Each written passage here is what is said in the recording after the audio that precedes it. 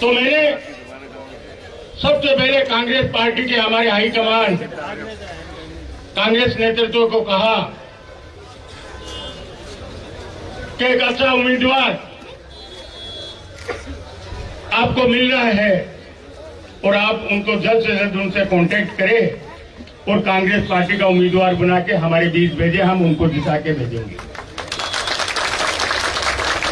High command ने बहुत ही अच्छा फैसला लिया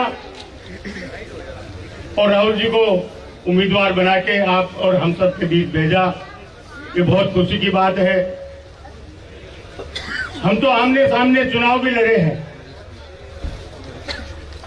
मैं राम सिंह जी के सामने भी एक चुनाव लड़ा हूं, राहुल जी के सामने भी चुनाव लड़ा हूं। इतना बड़ा चुनाव होने के बाद भी कभी हमारे चुनाव में कभी कोई कंट्रोवर्सी नहीं हुई और ऐसा अच्छा परिवार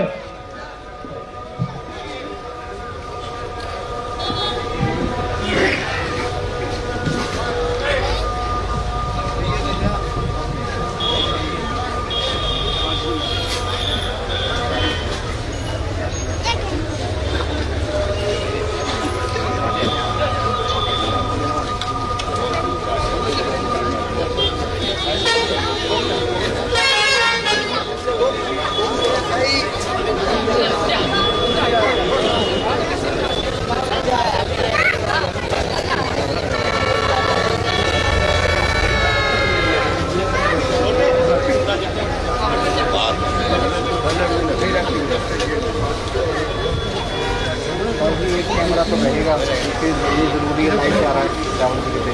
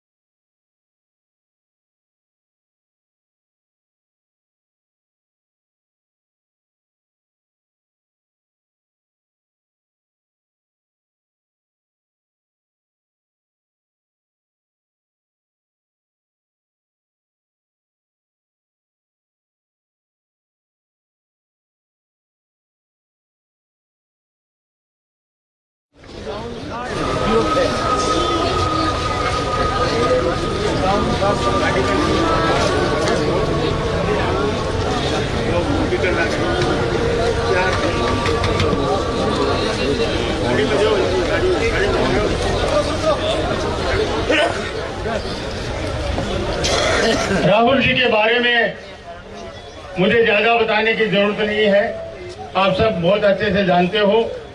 मैं तो एक ही बात कहूंगा कि गांवों के अंदर आपस में छोटा मोटा मनमुटाव होता है, उसको मिटा के सब लोग एकजुट होके और राहुल जी को वोट दें।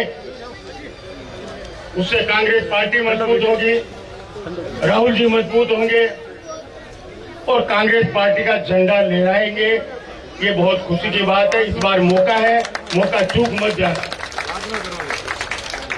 देखो, मैं सीधी सादी भाषा में कहूं कि 5 लाख वोट कांग्रेस आ रहा है, 5 लाख राहुल जी का है। समझो हमारी बात है। जब 10 लाख वोट हो गया, जीत तो पक्की है, पर 4 लाख भेजो तो 400 करे ना, तो अपना ने 4 लाख को जिता के भेजा से तो बात बनती। जब दोनों मिल गया अभी के बाद में क्या बनते, आमने सामने मुकाबला करके 3 लाख को जीता है, तो अब की बार 4 लाख को जीते हैं तो काम बनती। जब बात बनती कहा दोनों मिले तो क्या बात हुई, रिजल्ट आई हुई। और मुझे पूरा विश्वास है, मैं गांव में बहुत टूर किया हूं, आपके गांव का आज लास्ट टूर है और हम बहुत वक्ताओं को बुलाना चाहते हैं, लेकिन मजबूरी है टाइम की, समय की, कि शहर में अब 4 मीटिंगें करनी है। 5 बजे का शहर की मीटिंग से टाइम था, 2 घंटा लेट चल रहे हैं। मैं सभी हमारे नेताओं से माफी चाहता हूं कि हम ज्यादा को नहीं बुला सके। कभी कोई ऐसा मत सोचना कि हमको जानबूझ के नहीं बुलाया। और अब मैं सब आदमी, जो भी हमारे कार्यकर्ता है, नेता है, सब हमारे कैंडिडेट को सुनना चाहते हैं। हम कैंडिडेट का अभी आपसे स्पीच कराएंगे और आप लोग उनको सुने। और जो कांग्रेस पार्टी ने इंडिया गठबंधन के लिए जो 5 गारंटी दी है, ऊपर वाले ने सुन ली और कांग्रेस पार्टी सरकार में आई तो ये 5 गारंटी आपको जरूर इसका फायदा मिलेगा और 100% ये 5 गारंटी लागू होगी।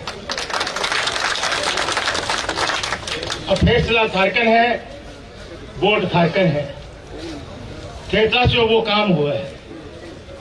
और अब कहीं लाग रहे कि चूरू तो राहुल जी थाने निहाल कर दी थी, बाकी देश लगा थे जानो थारा काम जाए तो सही है कोई नहीं।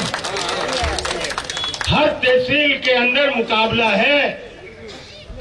सब तहसील वाले बोलते हैं कि हम आगे जाएंगे और मैं बोलता हूं हमारा चूरू सबसे आगे जाएगा।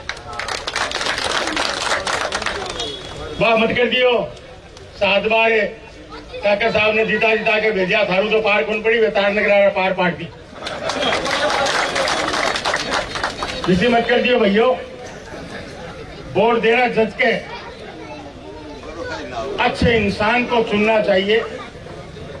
आपकी पहचान का आदमी है, जाना माना आदमी है और बड़े बड़े अकेली कमाई मिलन लाग रहे हैं, जिसके बाद में आप नहीं जिता सका तो फिर अपनी बहुत बड़ी गलती होगी और फिर ये गलती कभी पूरी नहीं हो सकती, आप सोचते हैं। इसलिए आप लोगों से अपील है, हाथ जोड़ के विनती है कि ज्यादा से ज्यादा मत राहुल जी कसवा को हाथ के निशान पे दें। आप लोगों ने हमारा सम्मान किया, उसके लिए आप सबका तहे दिल से शुक्रिया अदा करता हूँ। धन्यवाद। जय हिंद, जय कांग्रेस। धन्यवाद। इसी कड़ी के साथ में आगे हमारे चूरू लोकसभा प्रत्याशी राहुल जी कसवा साहब से निवेदन करूंगा कि वो अपना उद्बोधन से हमें मोहित करे। मंच पर विराजमान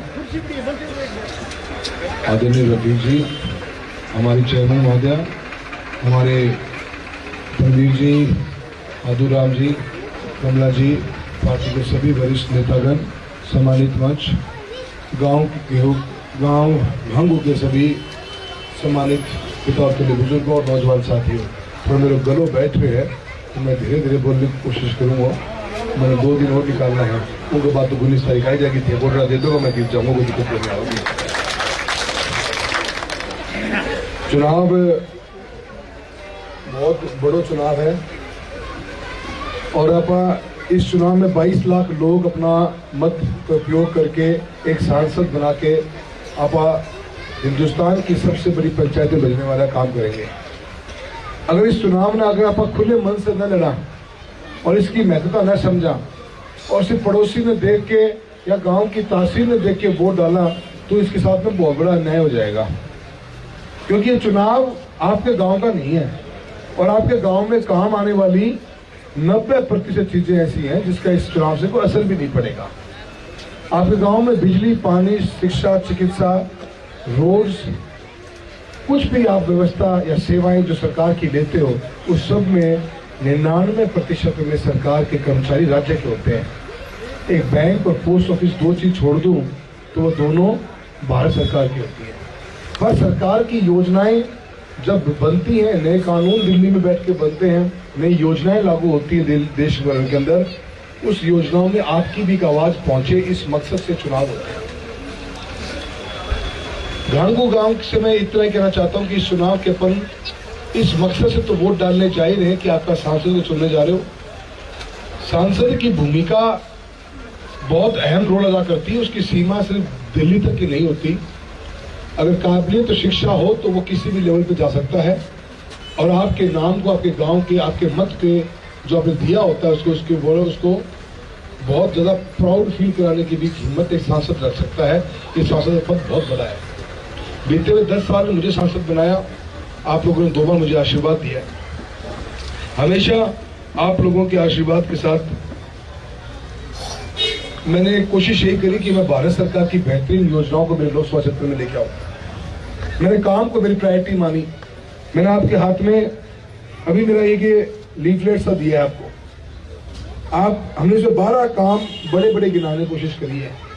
आप देखोगे एक विभाग का एक ही काम है, मतलब कि 12 मंत्रालयों और नीचे के मंत्रालय जोड़ोगे तो कम से कम हमने 18 मंत्रालयों के काम अपनी लोकसभा में करवाए हैं। मंत्रालय मीन्स कोई रेलवे मिनिस्ट्री है, हाईवे मिनिस्ट्री है, अपना बैंकिंग मिनिस्ट्री है, अपना कृषि की मिनिस्ट्री है, अपने ग्रामीण विकास के मंत्रालय है। सभी मंत्रालयों का लगभग हमने 18 से 21 मंत्रालयों का, देश भर में करीब 28 से 30 कैबिनेट मंत्री बैठते हैं, उसमें से 18 से 21 के लगभग अपन छू चुके हैं। उनका एक न कोई पैसा अपनी लोकसभा क्षेत्र चूरू में लगाने का काम किया है। ये है हमारा विकास का मॉडल। और ये तो वो पैसा है जो हमने विभागों के द्वारा लगाया, पर योजनाओं को कभी नहीं छोड़ा हमने। योजनाएं ऐसी जिसके अंदर किसान और किसानी करने का एरिया हमारा ये। कुछ वर्ग हमारे माइनॉरिटी के लोग बैठे हैं, आप लोग विदेश में भी काम करते हो। बाकी देश और दुनिया, देश के अलग अलग कोनों में हमारे बच्चे या हमारे लोग अलग अलग फील्ड में अपना जॉब करते हैं, अपने खुद का व्यवसाय करते हैं। तो किसान और किसानी 80% आज भी हमारे जिले की अंदर लोग उसमें काम करते हैं। प्रधानमंत्री फसल बीमा योजना जब लागू हुई थी, इस फसल बीमा योजना का बेहतरीन लाभ देने का काम कराया था, अपन ने लोकसभा में कराया है। आज कहने को तो लोग कह देते हैं कि 7400 करोड़ रुपए से ऊपर का क्लेम बांट दिया हमने। कहते हैं कि भारतीय जनता पार्टी की सरकार थी, ठीक है करवा दियो। मैं उन लोगों को कहना चाहता हूं, उन्होंने आज तक उस मुद्दे को भी नहीं उठाया, अपने तर्ज पे बैठे हुए। क्योंकि बीमा की योजना देश भर के लिए लागू होती है और हमने कोशिश यही करी कि मेरे क्षेत्र में जब योजना आई तो उसकी कमियां क्या है, मैं जो भी कोई गैप है, जहां कोई कमी है, उसके अंदर मैं मेरा रोल अदा करूं एक सांसद के रूप में और उस काम को पूरा कराने की कोशिश करूं। जैसे कि बैंकों की लास्ट डेट होती है 31 जुलाई। 31 जुलाई तक आपको अपनी एंट्री देनी पड़ती है कि आपको कौन सा बीमा का कटवाना पड़ता है। 15 या 17 अगस्त तक पोर्टल पे एंट्री खत्म हो जाती है। 30 अगस्त में एग्जैक्टली याद नहीं मुझे। अब पोर्टल बंद हो गया तो आपकी एंट्री नहीं होगी, आपको भी बीमा का इंश्योरेंस की पॉलिसी आपकी बनेगी नहीं, क्लेम मिलेगा नहीं। बीते हुए 7 साल में 2 बार, हिस्टोरिक है, ऐतिहासिक चीज है ये, 2 बार पोर्टल खुलवाया, मंत्रालय में घूम घूम के चक्कर काट के खुलवाया। जब बीमा की इश्यू है, 21 का बीमा हमारा आज तक नहीं आ रहा। 750 करोड़ का बीमा मात्र 250 करोड़ में से लट गया। किसान संगठनों ने धरना प्रदर्शन किया और धरना प्रदर्शन करने के बाद में अपन ने भारत सरकार में उनकी मीटिंग करवाई। आज तक काको कौन बोले विधानसभा में, आज तक ध्यान दे ये जो थे माला पढ़ाई है ना, कहने कीड़े फल खाटन ला रहे मतलब काको चुभ है ना, तो चुभ ला रहे ये घरों के काका को याद थाने तो बड़ी सी में करूँ और सही कह रहे कि ताने वाला काम काट दी, बाकी दे काट दी भाया। हम काम को लेकर चले, अपनी जिम्मेदारी को निभाया। मुझसे कई पत्रकार पूछ लेते हैं कि आपकी इतने साल आपने पार्टी में दिए, उनकी नीति, उनकी सोच उस पार्टी की अलग रही है, इस पार्टी की सोच अलग रहती है। मैं तो एक ही जवाब देता हूं, मेरी सोच और मेरी नीति तो मैं दिमाग लगाता हूं, सिर्फ जनता की सोच और जनता की नीति क्या है। ये पद जो आप हमें दे रहे हो। हम आज देहात में बैठे हैं, गांव में खेतों में से उठकर हमारे बच्चे पढ़ लिख के बाहर जा रहे हैं। इस सफर के अंदर एक खेत से लेकर कामयाबी का सफर जो एक परिवार का, एक घर का होता है, उस सफर के अंदर जो कोई कमियां हैं, कोई व्यवस्था करनी है, वो जिम्मेदारी हम सांसद विधायक के रूप में हमारी होती है। बच्चों को अच्छी स्कूलिंग मिले, अच्छी शिक्षा हो, अच्छी शिक्षा के अंदर व्यवस्था हो, अच्छे रोड, पानी, बिजली की व्यवस्था हो, ऐसा एक मैकेनिज्म, एक सपोर्ट सिस्टम दें। मेरे बच्चे यहाँ से बाहर जाते विदेश में, कहीं कुछ फंस गया, किसी की कोई डेथ हो गई, किसी को कोई समस्या हो गई, सपोर्ट सिस्टम देने का काम है। कोई रोटी कौन मांगा है? सब ये मांगते हैं कि हम वहां खड़े रहें जब आपको जरूरत हो। इस व्यवस्था के अंदर जनता की नीति पे काम करता हूँ, जनता की सोच पे काम करते हैं, हम किसी चीज और को जानते ही नहीं। और इसी सोच के साथ में बीते हुए 10 सालों में काम और मेहनत करी है। कभी भी तेरी मेरी कौन करी, कभी भी समाज को तोड़ने की बात नहीं करी। अभी बिल्कुल सही कह रहे थे रफीक भाई साहब, चुनाव लड़े 2 बार सामने। बड़ी बात मानते हो आप, यो बंद भी हो गयो क्या को नाम कब लगेगो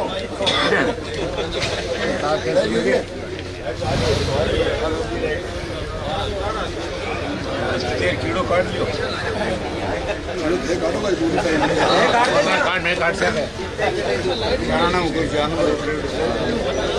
वो दूसरा माइक दे दो। अरे हेलो, बंगी बात। मैंने रफीक भाई साहब ने चुनाव लड़ा, मुझे नहीं पता आप लोग इसको कितनी बड़ी बात मानते हो। हम देश दुनिया की हालत देखते हैं। इस चूरू लोकसभा क्षेत्र के अंदर 33 साल से आपके बीच में है।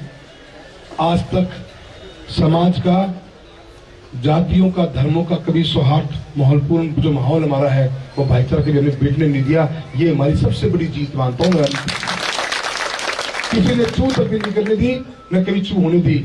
हुई तो उसको दबाने की कोशिश करी, कभी इसको हवा देने की कोशिश नहीं करी। वो जिम्मेदारी हमारी थी, हमने उस जिम्मेदारी को बखूबी निभाया है। इस बात का प्राउड फील करते हैं अपने आप के ऊपर कि कोई कहता है कि के करे है, तो सबसे बड़ी चीज तो ये है कि भाईचारा टूटे दे कभी आज तक हमने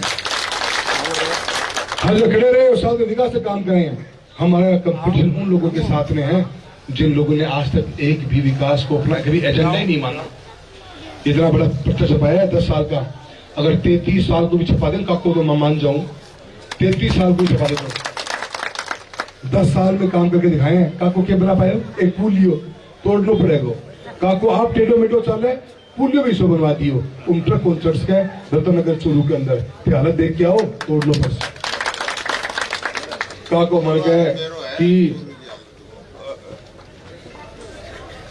2 दिन पहले भाषण काका कह दी कि मैंने भगोड़ो बताओ काको, पार्टी की टिकट तो कटवाओ खुद। 15 साल से पीछे पड़े हुए, एक बीमारी ले रखी है शरीर के अंदर, के बताओ को नहीं, भगोड़ो है खुद। मैंने बताऊं भगोड़ो। और काका ने मैं एक बात चैलेंज पूछूं रोज कि अब तो दिन ही 2 बचे हुए हैं, कि कारण तो बता दो कि खाद है क्या वास्ते है, या जनता पूछ लो जाओ थारे से थे क्यों भगंडा रहे बात से कि थारे के बीमारी थी 17 साल हो गए थाने कि जो हर बार से टिकट कटवाने वास्ता हो। जनता ना के बताओ, रूबरू हो जनता से और माइक पा के बोलो कि इस कारण था, क्योंकि मुझे तो कभी चूरू तहसील से एमएलए के टिकट में तो आज तक मांगी नहीं। मांगी के मैं और काका ने एमपी बनना कौन तो बोला मोको बढ़िया तो इतना बड़े पड़ जाए। तो क्या चीज काका बीमारी है, क्यों हर बार उसके आदमी और खुद ने स्टेटमेंट देते हर बार, हर चुनाव से पहले। इस बार टिकट कौन लेंदा, इस बार टिकट कौन लेंदा। 14 में पिताजी टिकट कटवाई, 19 में कटवाई, मेरे पीछे पड़ गए और 23-24 में कटवा के मान्या। तो काको जी भागन तो ढेर लाग रहा हो, मुद्दे की बात जनता ना के बताओ कि थारे दर्द क्या चीज को है, ताकि लोग इलाज करते हैं। और ते न बताओगा तो भी जनता इलाज कर देगी। तारीख 19 है। साथियों, ये चुनाव हमने इस बात की लड़ा है कि प्रजातंत्र के अंदर जो प्रजातंत्र की खूबसूरती है कि आप फैसला करते हो। आज भी ऐसे लोग धरती पे बैठे हुए हैं जो इस घमंड और अहंकार में लबालब है कि एमएलए एमपी हम बनाते हैं। चूरू का एमएलए उनके नाम की फोटो लेके घूमा गांव गांव में जाकर, तब जाके वो एमएलए बन पाए। और मेरे बहन बोले कुछ और गांव में बोटड़ा बहुत दिए थे बीजेपी नजरिए एमएलए बने हो। और काको क्या मैं बनाया है, तो फैस तो थे खुद ही कर लो कि थे बनाओ काको बनावा है। ये ये सोच है जिसके लिए लड़ाई लड़ रहे पर इस उम्र में आके काके ने एक बात और खोल दी, हमें पता ही नहीं था इस बात का, पूरे चूरू जनता को नहीं पता था कि चूरू से निकलने वाली जो दारू की गाड़ियां हैं, डीजल की गाड़ियां, लकड़ी चोरी गाड़ियां काको पास करा हुआ है, अपन पता ही कौन सा। तो काको क्या मैं कांटो लगाऊंगा चुनाव खत्म होते ही और मैं देखूं कौन सी गाड़ी पास होगी कौन सी बन जाएगी। काका को हर बात के ऊपर लोगों ने बेवकूफ बना लो, गोल गोल घुमा लो और झूठ बोल लो। 2 दिन पहले गांव में सदाशिव ने कहा कि गोचर भूमि में मैं थारा मकान बनवा दूंगा। अब तक वो सुप्रीम कोर्ट से बड़े हो गए, सुप्रीम कोर्ट का कागज में रहे को नहीं। सुप्रीम कोर्ट का आदेश है गोचर भूमि में सरकारी रुपये कौन लाश के जमा सब ये बात होगी। अब काको के मैं लगा दूंगा, क्यों? क्योंकि वोट लेना चाहिए 19 तारीख में, उनको बाद में काको दिखेगा, लोग बात है मकान दिखेगा। इनसे बच के रहिए। हमने आवाज इस अन्याय के, इस अत्याचार के खिलाफ उठाई है, इन अहंकार घमंड के लोगों के खिलाफ उठाई है जो आज भी लोगों को डरा के धमका के राजनीति करना चाहते हैं।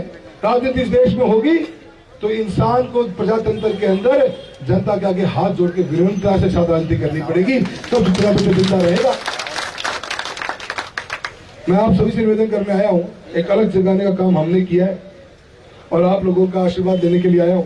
आने वाली इस 19 तारीख को जो देश में सबसे बड़ा चुनाव होने जा रहा है, हाथ के निशान के सामने बटन दबाकर आप हमें अपना आशीर्वाद दीजिए।